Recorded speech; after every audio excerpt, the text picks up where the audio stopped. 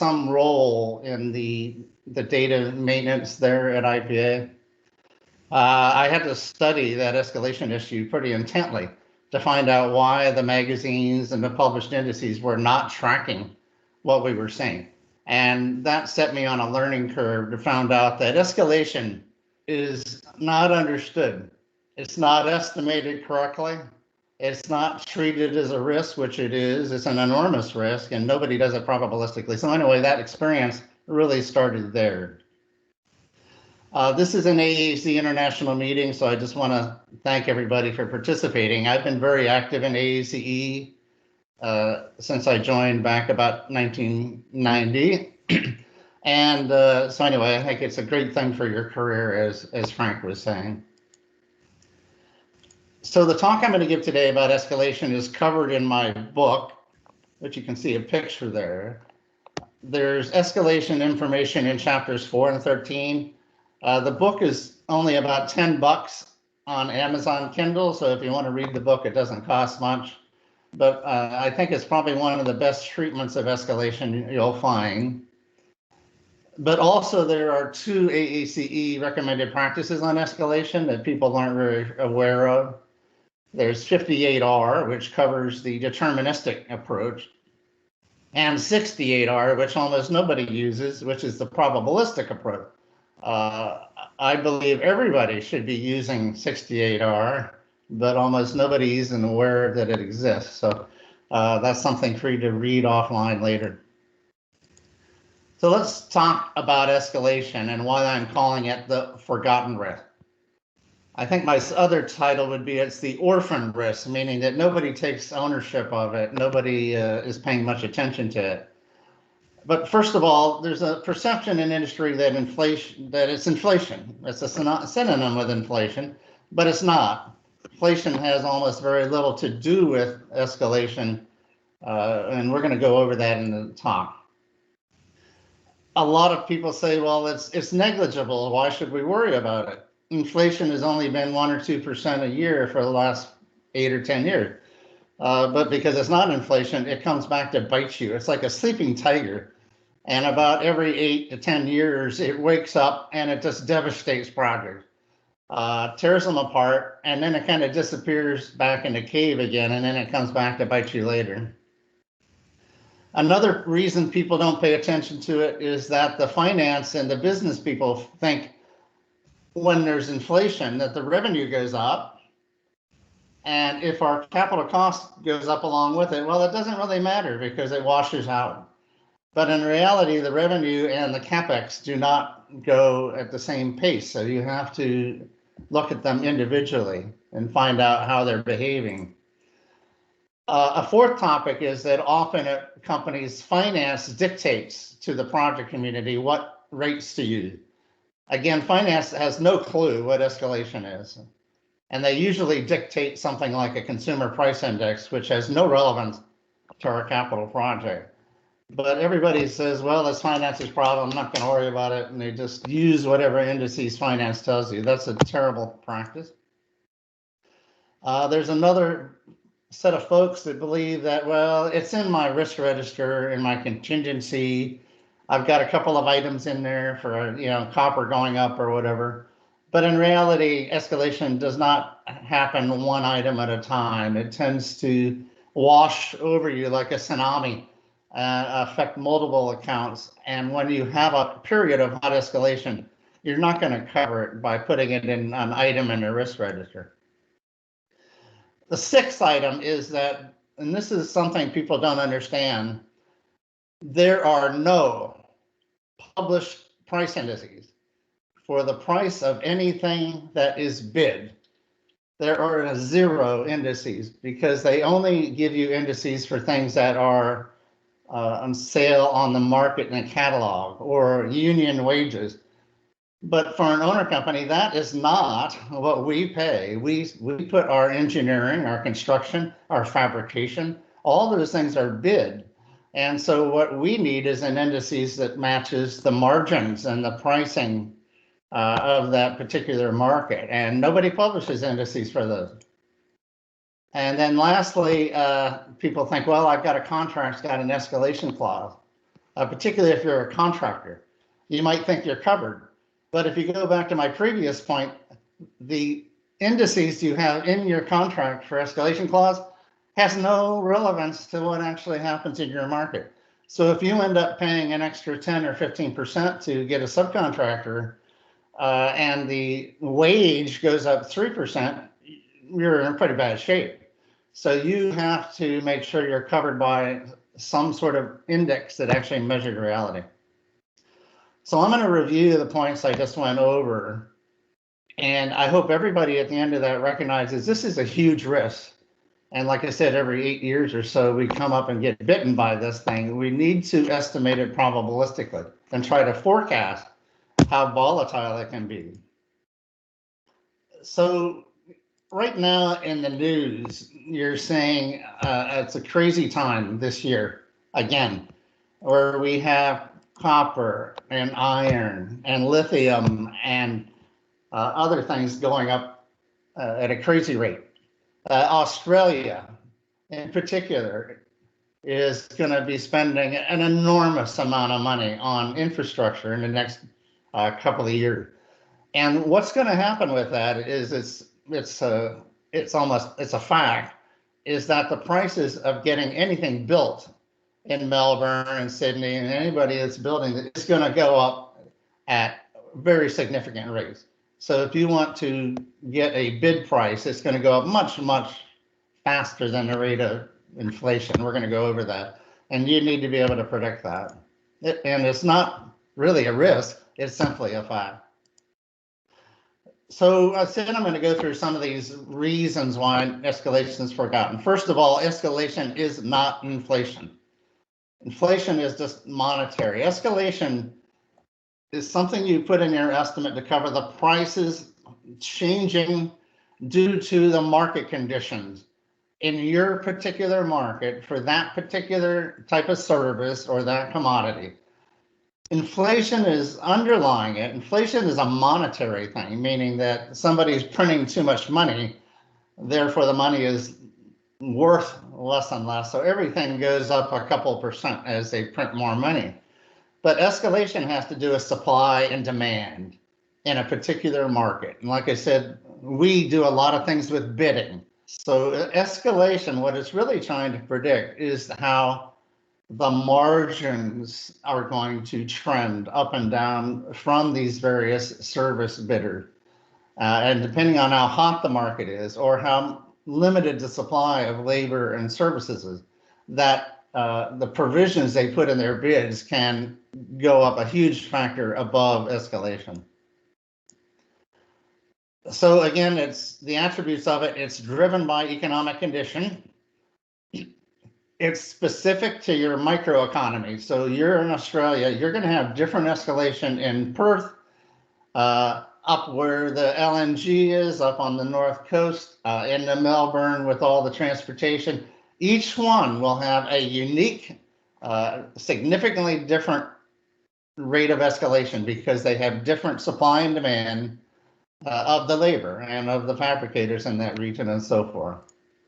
It also includes changes in productivity. So a lot of people think, well, no, productivity is not escalation. Well, it is if it's prevailing across everybody in a region because there's a shortage of labor and your productivity as a regional thing is declining. That becomes part of escalation because, again, as an owner, the price you have to pay to get a service performed will go up as the productivity level and the skill level goes down. So it varies by region, by item. So we have to have an estimating method that can forecast the supply and demand in these various services. It has to be specific to the cost accounts and the type of contracts we're dealing with. This last bullet says that escalation will differ significantly depending upon where your company is in the bidding tier. So if you are a owner, you are subject to a successive level of markup from the lowest level subcontractors to the prime contractor, and finally to you as the owner. And as each level starts jacking up their markups to cover their own risk to the economy, the owner sees the worst case of it. So anyway, depending on what company you are, you're going to be subject to different indices and different escalation rate. So let me show you a little history. Like I said, in 2004, when I was at IPA, we saw an enormous trend of increase, particularly in piping and steel, and copper, all kinds of metals were zooming up through the roof. We call it the super cycle. And what I discovered in my research is this chart, really, that there are multiple types of escalation. The first one is consumer price index, which is inflation. This is the monetary underlying element, which is right now, and it has been for a long time, is basically negligible. There has been almost no monetary inflation for a long, long time. It's 1 or 2 or 3% a year. It's totally irrelevant to our business. The second curve in here is the chemical engineering plant cost index, which a lot of companies use as their kind of standard index to normalize their data and so forth. And what you can see is that the trend of that is going up at about twice the rate of standard inflation, because the indices that it's made up of are things like labor and wages and not things we buy in a grocery store. So what you'll see is that second tier. Now that chemical engineering plant cost index is kind of the index that the first tier contractor is facing, because they are actually having to pay the construction worker directly. And so they're paying a wage and they're subject to the immediate wage pressure. But they're not subject to the markup and the margin pressure.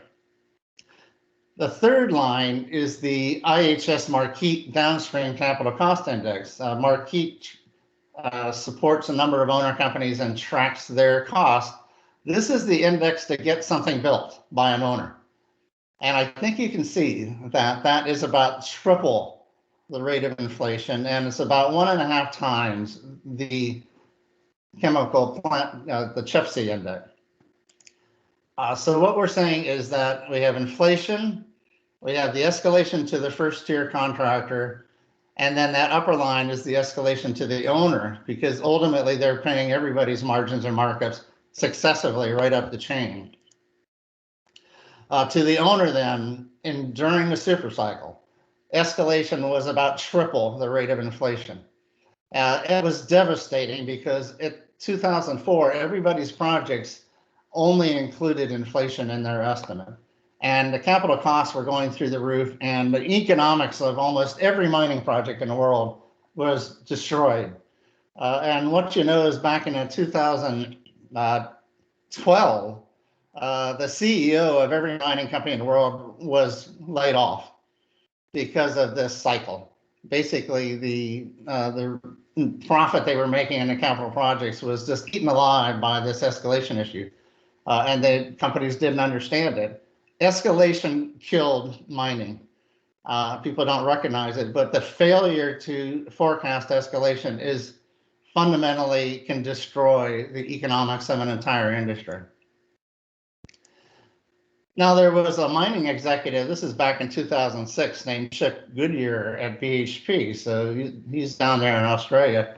And he was quoted as saying that, you know, every time a company announces a project that's next to mine, my prices go up 10%. And then if another company comes in and announces a project next to that, it goes up another 10%. And actually, when we did research of that, that is a really good ballpark estimation of escalation's impact. And so you can see how supply and demand can drive up the prices for everybody in a region. And in Australia, you guys went through this with the LNG and back in the mining back in the day. All those projects were going up 10 or 20 or 30% because the competitive nature, you have very limited supply of labor in Australia and a huge amount of capital. That is a terrible mixture, very volatile. And you're going to see it again with the transportation. Same thing's going to happen.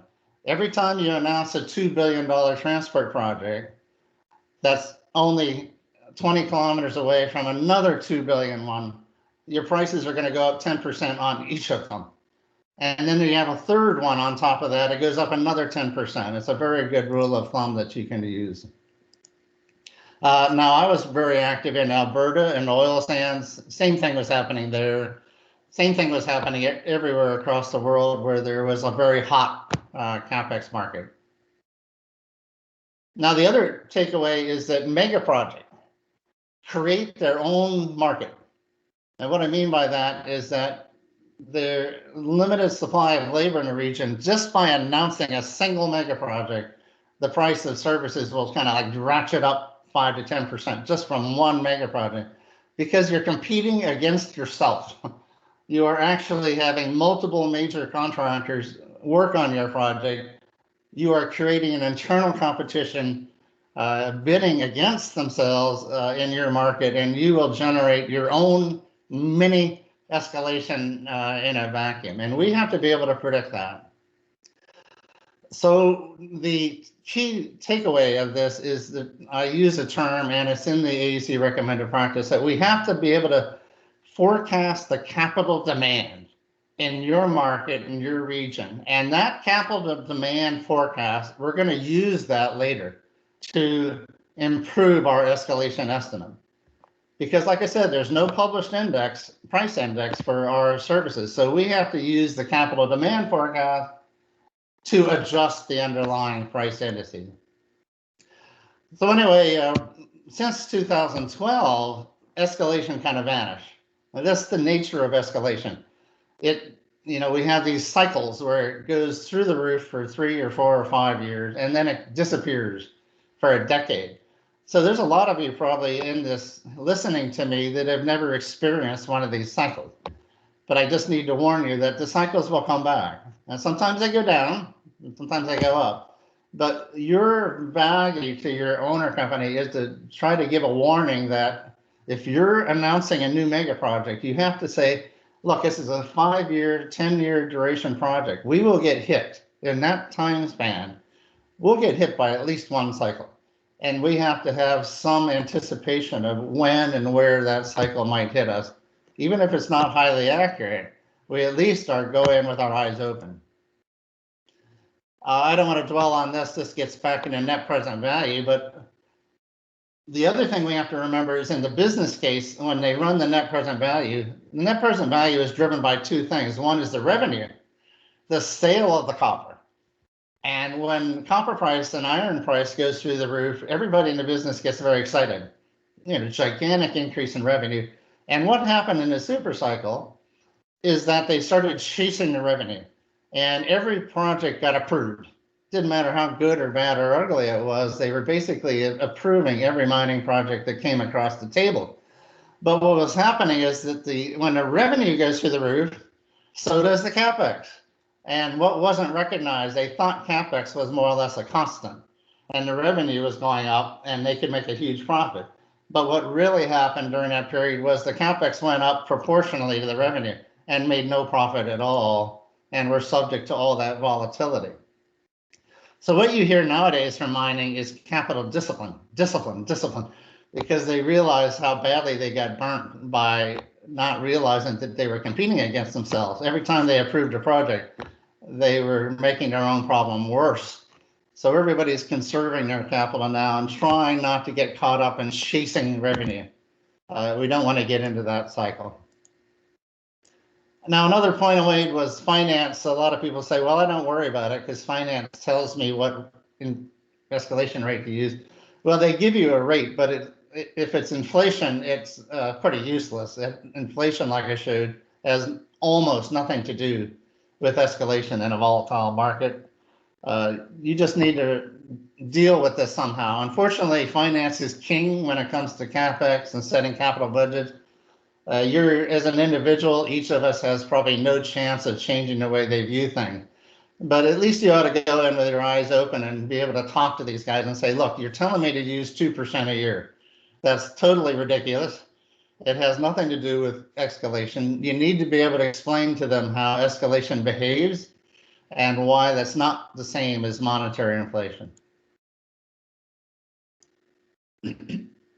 Now, a lot of companies If I was to ask you in a room today to raise your hand if you estimate escalation probabilistically, nobody would raise their hand.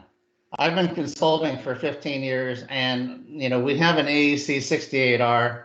I can just say nobody is treating escalation as a risk. Nobody. Everybody has it in their estimate. They have a little line, on a big project, it says escalation, but really that line is the 3%, which is almost negligible. But when you ask about, why aren't you treating that probabilistically? Well, where's the range on escalation? Where's your P10, P90 on escalation? Like, I don't know what you're talking about, John. We don't do that. We spend hours and hours and days on contingency, but escalation is 0. So we need to treat it as the risk that it is, and I'm not going to read every line on here, but we just need to know it's that sleeping tiger is going to come back to bite you. Now, this last little card, this is a nasty thing about escalation, is because it only comes up every so often, project managers actually like escalation. And what I mean by that is that escalation causes the cost to go up. Everybody can blame all of their bad projects on escalation. It's an unknown, right? We didn't predict it. Who predicted it? Nobody predicted it. Our costs went up 30% because of escalation, and that's total BS. But the business loves it because it's a get out of jail free card. So back in 2008 and 10, escalation was covering every sin. No project was bad. They were all just getting hit by this terrible escalation thing. But in reality, when you dug into it, what you found is when a project failed, 2 times out of 3 had nothing to do with escalation, had to do with bad management. But anyway, escalation covers all sins. So it has a positive side, is that from a project viewpoint, nobody's accountable for it. Therefore, it's get out of jail. Now, another set of folks will say, well, I've got an item in my risk register that says copper price will go up 10%, I'm covered. But in reality, escalation tends to be bubble up and appear throughout your estimate in terms of the anything that's bid, in terms of services and labor. Fabrication, for example, piping. You don't buy pipe. As an owner, none of us buy pipe from a mill. We buy fabricated pipe in spools, and we have to pay the markup to the fabricator. So that markup is also subject to margin risk and so forth. So there's very little actually from an owner that we buy from a catalog. We buy fabricated pipe, we buy fabricated steel, we buy engineering services, we buy labor as a bid contract. So none of the indices that are based on catalog type information or union wage have much to do with us. So anyway, just putting 1 or 2 items in the register is not going to cover you there either. Then there's the folks that will say, well, it's in my estimate. I'm covered. I've got a very complicated spreadsheet. I've got an index for iron. I've got one for steel. I've got one for my wage rate. The reality is none of those indices you're applying match reality. The producer price indices from your economics associations, every country's got one. In Canada, they have StatsCan. In Europe, they have Eurostat. In the United States, they have the Bureau of Labor Statistics. In Australia, I'm quite sure you have an economic association that has indices specific to your country. I'm just going to tell you, none of those indices have any real relevance to your project. They're a foundation. They're a base. It's a starting point of building a true escalation index. But because these economic agencies don't have the ability to check the market for bidding behavior, they can survey a vendor if they're selling something, like a pipe from a mill. They can call up the pipe mill and say, how are your prices this month? But they can't call up the piping fabricators and say, what level are you bidding a fabrication for a ton of pipe? So anyway, they don't track the services that are paid. And we're going to explain in a bit about how to adjust an index for the fact that these indices don't track capital market.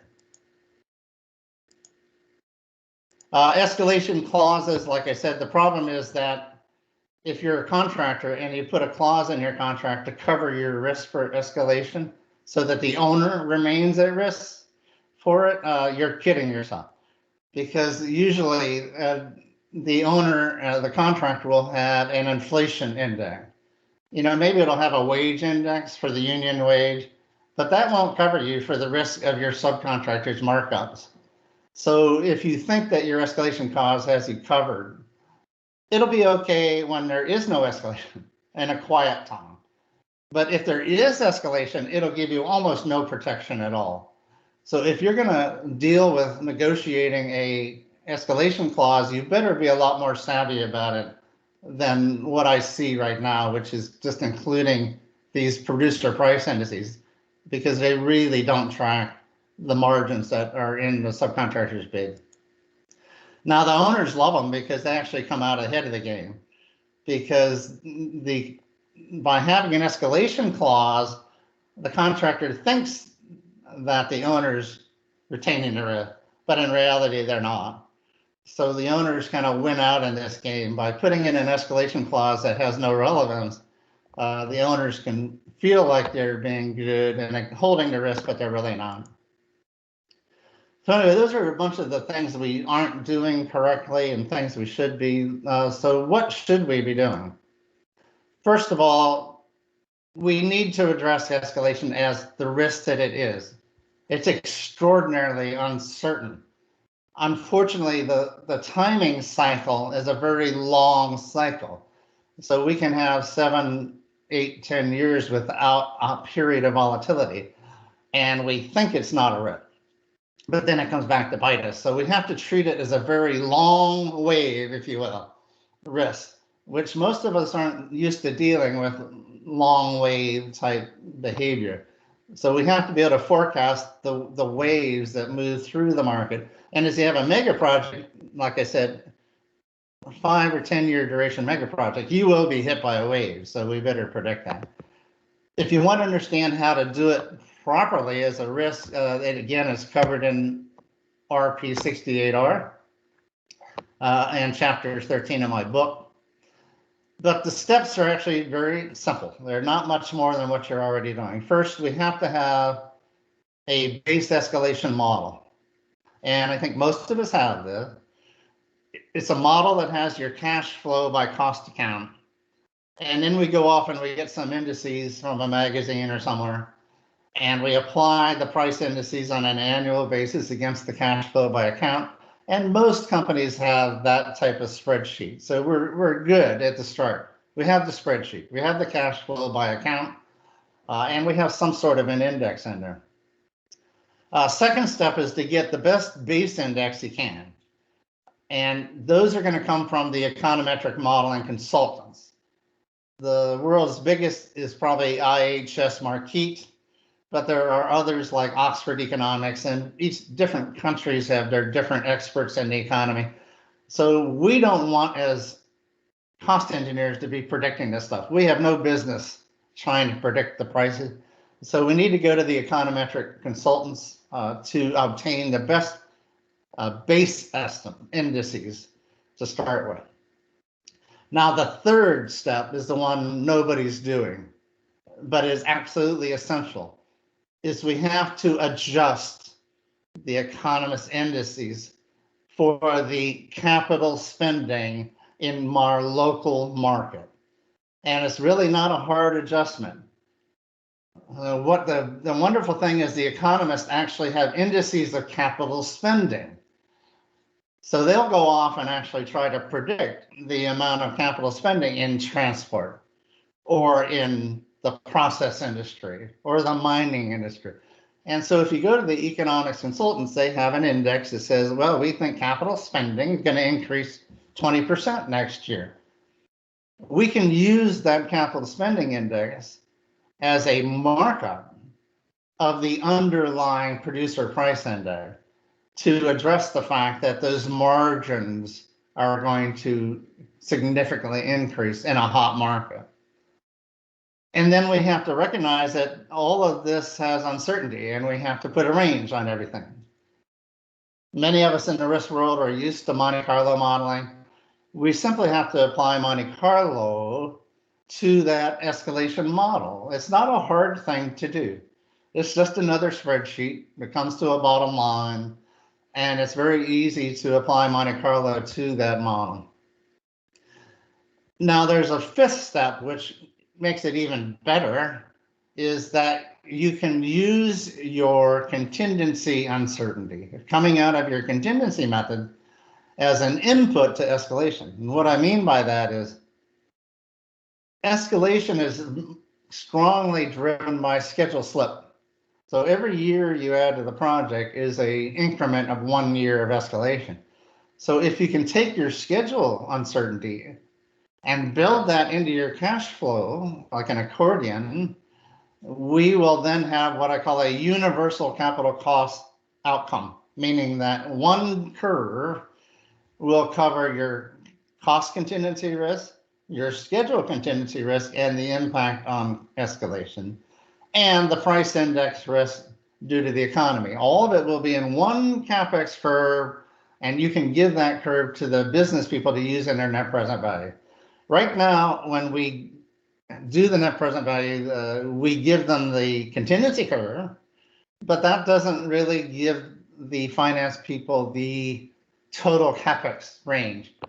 So this is really the only way to give the business people a total capital cost uncertainty range.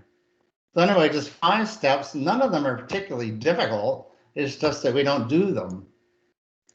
So I'm not going to get into the details. I think most cost engineers understand base escalation.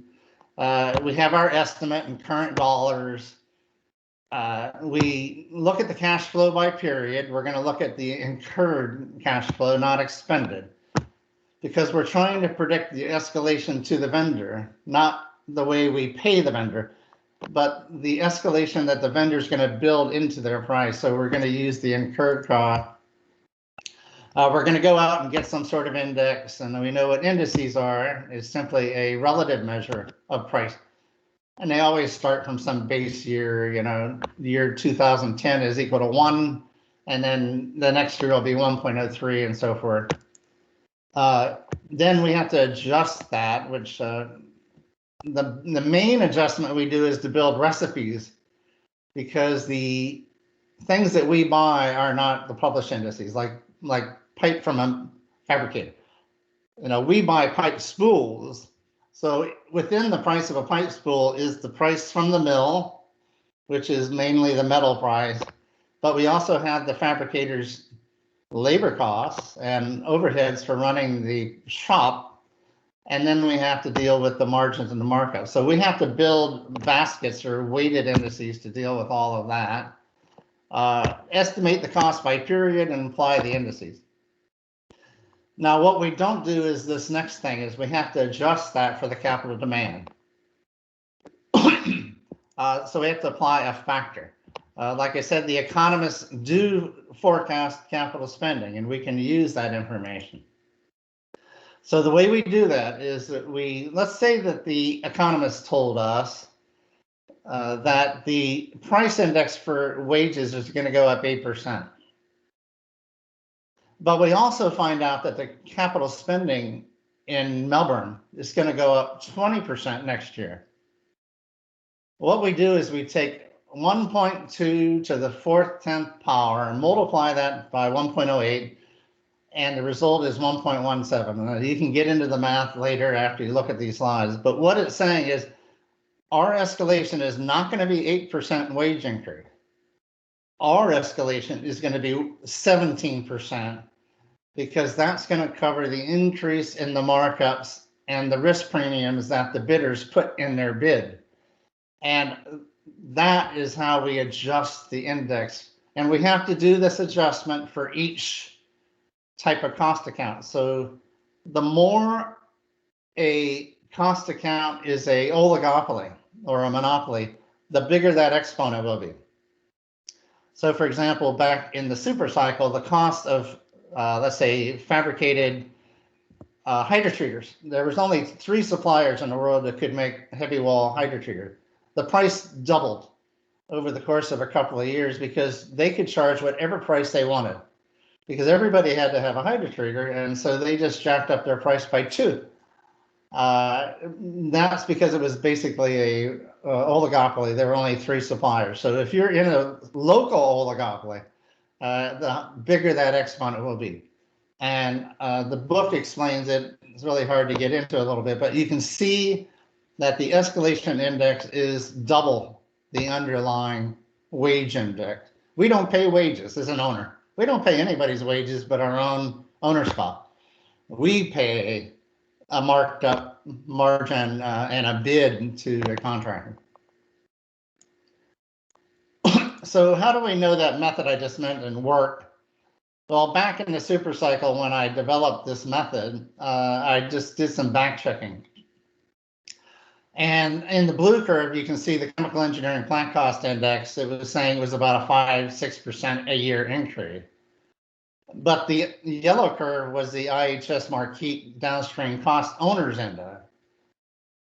Adjusting the chemical engineering index for the capital demand pretty much matched right on with what the owners were paying. So we do have historical validation that the capital adjustment method works. And you can see how big the difference is. If you had been using 6% a year versus 16, that would be devastating to a mega project, right? That's a 10% difference. Hundreds of millions of dollars were left on the table because people weren't doing that. We know this now. We know how it works. We can predict this. This is not an unknown unknown. We have the forecast of capital spending. We know Sydney is going to increase their capital spending next year.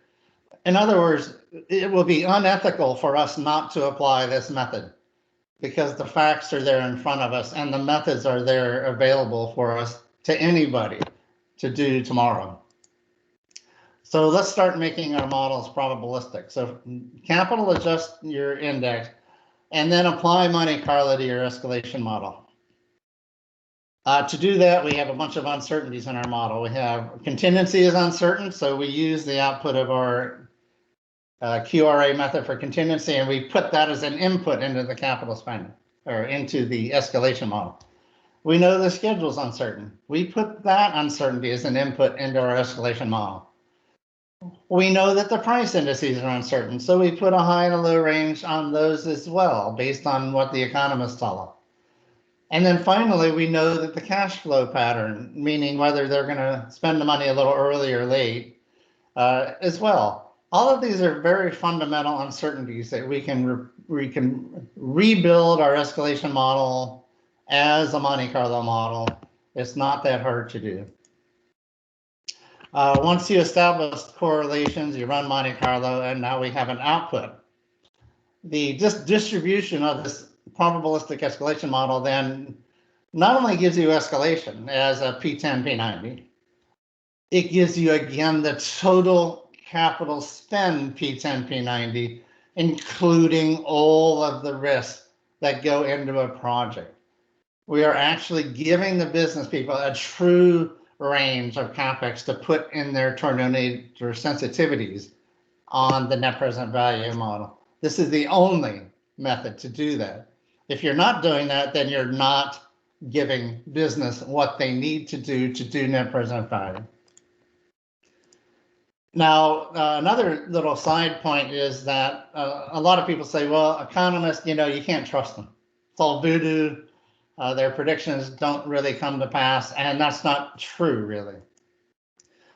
The economists, if you pay them a little more money, will give you scenarios. And you can see these in the magazines. What they'll say is, well, next year we think prices will go up 3%. But if you read the fine print, what the economists will say, there's an X probability that something else will happen. Nobody reads those words. So I'm going to go back. This is 2009. The housing market and all kinds of crazy things were happening in the US. Economists were not predicting anything terrible at the time. But if you read the fine print, and I'm taking this red word out of a newspaper article, they were saying at the time a 1 in 6 chance there'd be a depression. It didn't say recession. It said depression. Everybody ignored it. If we'd have all have read this and then changed our stock allocation, we'd have all got riches minus or saved a whole lot of money. But nobody was reading the probabilistic output of the economist. So the economist said, look, on average, we think we're probably going to be okay. But the things are getting a little touchy. Everybody should wake up. We're not using that information. So what we need to do is use the economist ranges as the driver of the range of the price index, so that we have a window into whether this wave, this escalation wave tsunami is about to wash over us. So this is a snapshot of the process, a little bit busy here. You start out on the left, you got to have the base cost in today's dollars. We estimate the cash flow. We apply our price indices to it, and we have to create weighted indices to match the types of things that we have in our estimate. But where people are stopping short is they don't do the next step. They don't adjust the indices for the capital spending and the productivity and so forth in our market. And then the last step, the fifth one, they don't do that either. They don't do a probabilistic assessment. So right now, everybody's doing the first three steps, applying the indices, but they're not doing the last two. But this is the recommended practice 68R. Now, another takeaway of this is, like I said, going back to my IPA example back in 2004, IPA lived on its historical data, maintaining metrics, tracking trends, and so they lived and died by the quality of their normalization of their historical data. As owners become more data-driven, and this is a hot topic now, machine learning, artificial intelligence, we're hearing this every day now, right? People are going to be collecting more and more data. But if we're not normalizing it properly, within 5 years, that data is garbage. So in order to normalize your historical data that you're going to start capturing soon, we have to start implementing these methods that I just said. If you're not doing that, your data is going to very quickly become trash. And that's why IPA was so concerned about it. And you need to be just as concerned if you are going to be entering this data market world. So keep in mind that chart I showed you earlier with the 3 lines. I want you to go back from this session today and ask yourself, which line am I using? Why am I not using that top line? Some of you are, I think like BHP is probably on the phone. I think they have indices like Marquis. But I'd say that by and large, most companies are using the consumer price index or one of the magazine indices like CHEPSI. So in conclusion, takeaways. Escalation is not inflation. Just remember that mantra. When finance tells you to use the CPI, tell them no way. It has nothing to do with my project. In a volatile market, my escalation could be 2 or 3 times that at least. Second, there are no, with a capital N, no, published indices for the prices that are bid, which includes engineering, construction, and fabrication. Now, which happens to be probably 60% of our project cost. The only things we buy from a catalog are just very minuscule, like an instrument or something. But remember that the bid prices correlate with how hot the capital market is. So if we have a capital index, capital spending index, we can use that to adjust our index. We need to treat escalation as the risk that it is. Apply Monte Carlo to the underlying escalation model. It's not that hard to do. It's a big model, a lot of variables in it, but it's really just fundamental Monte Carlo, and we can do that. And we can generate a probabilistic capital spend with a P10, P90 that really, really works for the net present value. Then we need to use that same method when we start doing our analytics, our historical data, our machine learning. If you're starting to enter that world, We need this method in order to maintain that historical data. So how do you do that? Well, it's there. 68R11, get that recommended practice. Get my book, chapter 13, has all of the stuff I just mentioned covered. So you don't have to learn this from scratch. It's all documented. And get to have a relationship with IHS Markit or Oxford Economic. Find out who in your company has a contract with them. Now, that's another thing I'll guarantee. Someone in your company has a contract with IHS Markit. What you'll find out is on the business and the revenue side, they're already working with them. So you have to get them involved in your capital side of the house, as well as the revenue side, and start using the economists and leveraging their data in your estimate. So that's what I had, and I think we'll open it up for questions. I'm going to turn off the screen. Let's see. I don't know if anybody's had. I'll stop sharing. I have one question in the meeting chat. It's just Martin Nyman asking, am I correct that the escalation risk should in reality have a separate contingency and the escalation model should be added to the Capex model to be able to measure the estimate accuracy? Ultimately, you're reporting, and say you're working for an owner. The cost figure they're expecting you to give them is the total Capex. The vice presidents and the business people are not really aware of what they're asking for. They just want to know what the uncertainty of the total Capex is, right? So what makes up the uncertainty of the total Capex? Well, it's the base price, the base estimate. It's the contingency, excluding escalation, and it's the escalation, now also interest rates and other things on there. But they expect you to forecast the escalation. They think you are, but you're not. So when we give them a P10 and P90 on the total Capex, it has to have the P10 and P90 of everything. But because people are not doing the escalation part probabilistically, they're really only giving the P10, P90 looking at the contingency, which is just the things in your risk register and so forth, which isn't done very well anyway. That's a separate topic. But anyway, I don't know if that answers the question, but we must, as a professional practice, quantify escalation probabilistically. We have to. If we're not, we're just full of shit. To be honest with you, I know you're recording it, but if we're not doing that, we are deciding to ignore the possibly biggest risk on a project. Now, the easy thing is finance says, well, use 3%, and we all have to bow to the master, right? Finance says use 3%. We have to stand up and say, no, that is not what escalation is. Here's what it is. Here's the risk of escalation, and push back. And if we don't push back, then we're really not acting professionally. So anyway, I don't know if I answered the question. Is that really what you were getting at, Martin? Or well, Martin can right probably now unmute if you want to. No, right now he's not allowed to unmute himself. Okay.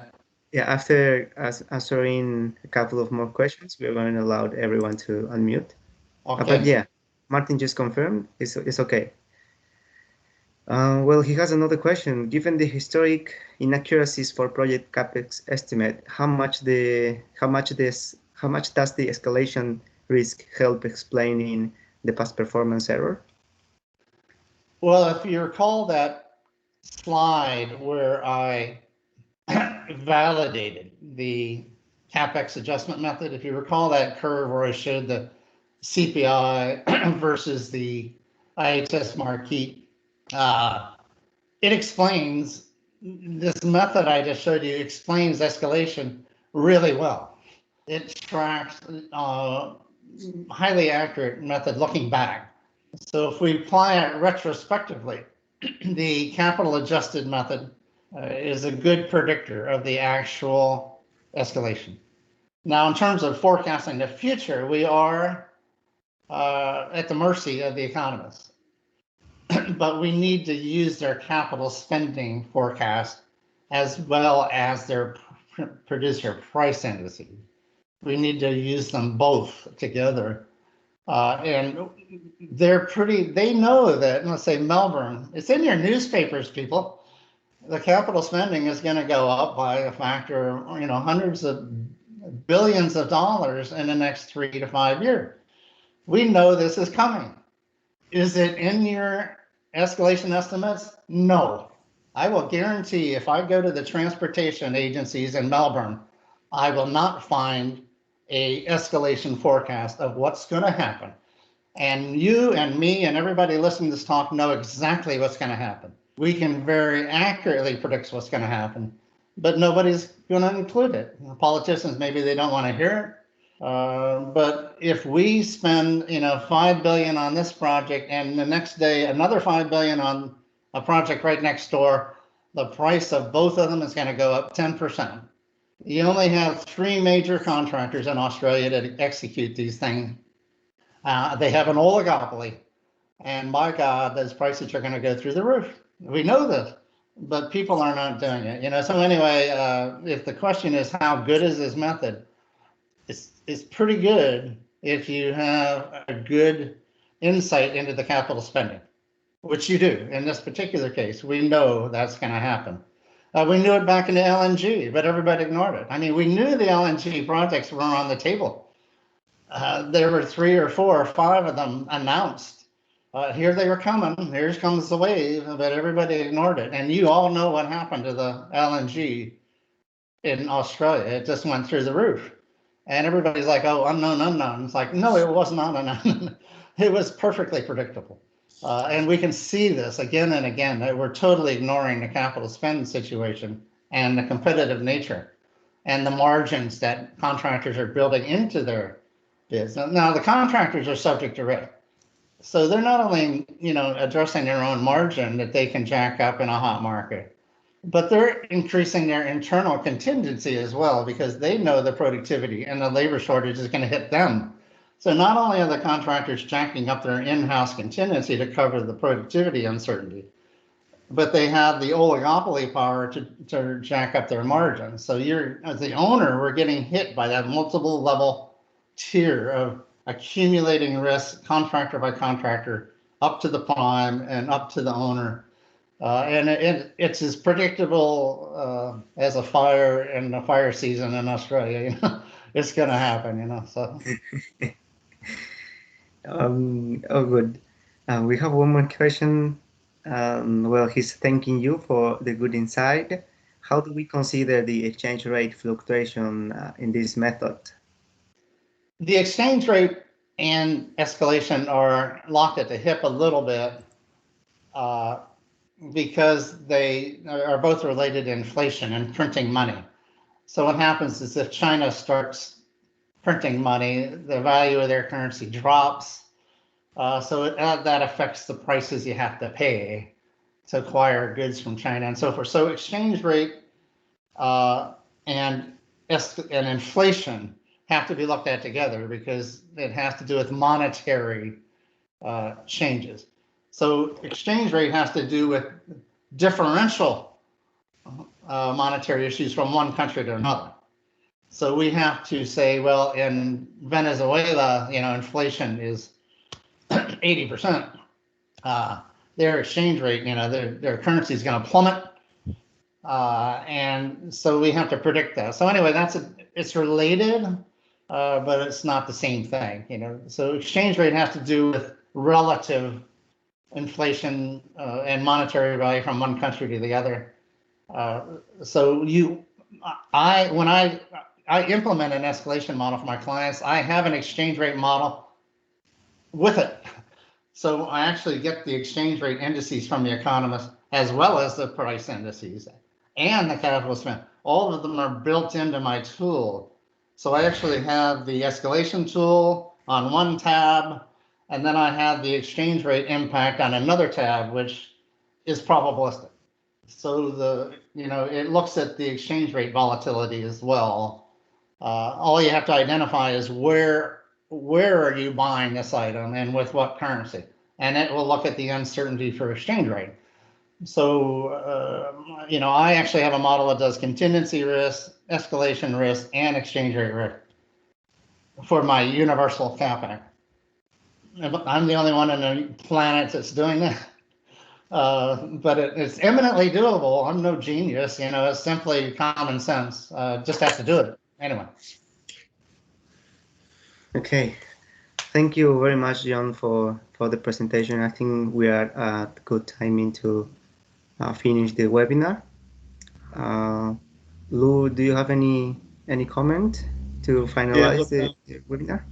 Yes, certainly. I'd like to thank you. Your webinar is fantastic, and you've given me a lot of information on how to quantify the fact that multiple projects impact each other.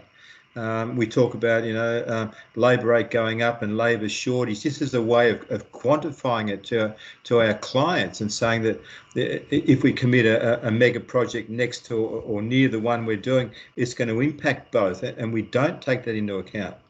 Or we think we do, but we don't know how to actually explain it properly. So this is great. Thank you, John. Yeah. You're welcome. We are closing the webinar right now, and thank you all. From now we can just unmute ourselves. I'm going to stop recording.